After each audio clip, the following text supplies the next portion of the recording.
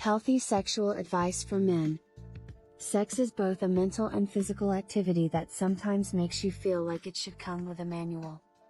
As with anything else, what one man likes could be very different from what another man likes.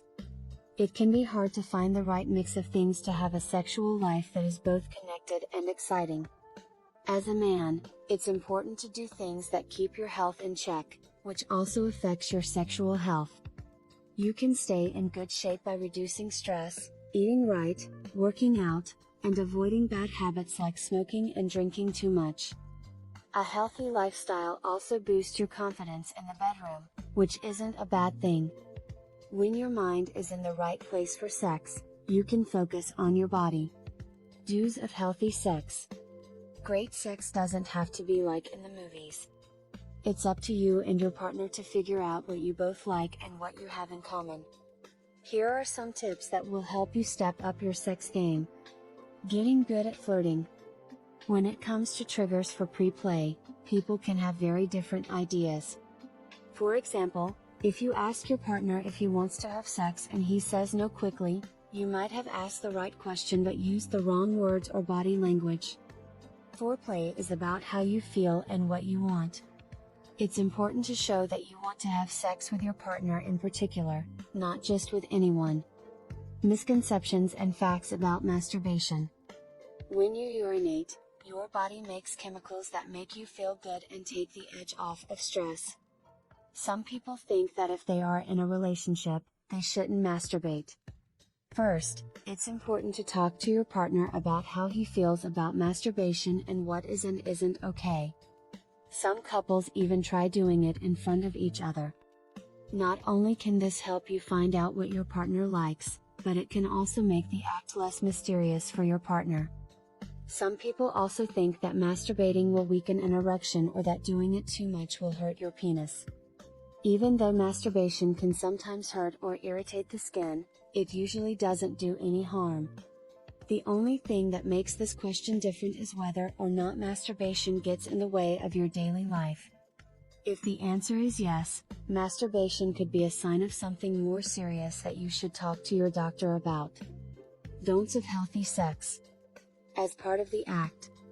When it comes to sex, some of the most important don'ts are easy to say but hard to understand. But biology and knowledge that has been around for a long time show that most of these things are big no-nos when it comes to sex.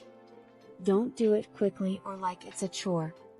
This is especially true if you're driving and giving your partner oral sex or other stimulation while you're behind the wheel. Sex is about taking your time and having fun. Hoping for thanks or a return favor. You can usually expect to give and get, but it's a different thing to demand it. You shouldn't expect to get a round of applause every time you do foreplay, even if you didn't want to or did a great job. Don't do things in the bedroom because you have to or because you want a lot of thanks. Do them because you want to. Other important things you shouldn't do. One of the worst things you can do in sex is to focus on the result instead of the journey. Other things you shouldn't do are playing rough with your partner without talking to them. There are safe words that can tell you when you've gone too far. Set one up if the line between pleasure and pain is crossed. Letting things get in the way. You can't text, answer the phone, or stop to look at the score of a game. Using a different name for your partner. This one doesn't need to be said. Not saying anything at all. Whether it's through moans or words of support, showing your partner you're into it can go a long way. Men and problems getting an erection. Erectile dysfunction, ED, is a sign of a few common problems that can be fixed. ED happens when a man has trouble getting or keeping an erection that can last through a sexual encounter. It's a complicated condition because blood flow, nerve function, hormones, and other things all play a role. The University of Wisconsin-Madison says that about half of men in their 50s have mild to moderate ED. This number goes up by 10% for every 10 years that go by. For example, it is thought that about 80% of men in their 80s will have some kind of ED.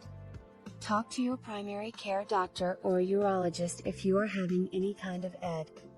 You can treat ED in several ways that don't all involve taking medicine.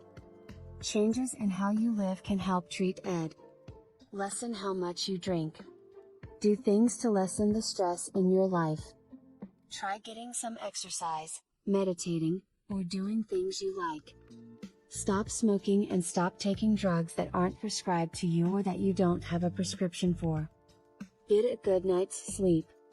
If you're too heavy, you should lose weight. If your ED is caused by stress, anxiety, or tension, you should talk to a counselor. If your ED is making things hard between you and your partner, you might also want to go to couples counseling. Schedule regular checkups with your doctor to check for health problems like high blood sugar, high blood pressure, or high cholesterol levels that could cause erectile dysfunction. At this appointment, you can also talk to your doctor about the medicines you're on to see if any of them could be affecting your sexual health. You shouldn't stop taking any medicines without talking to your doctor first, but there may be other options that have fewer side effects. There are also medical treatments for ED. There are medicines that can be taken to get more blood to the penis.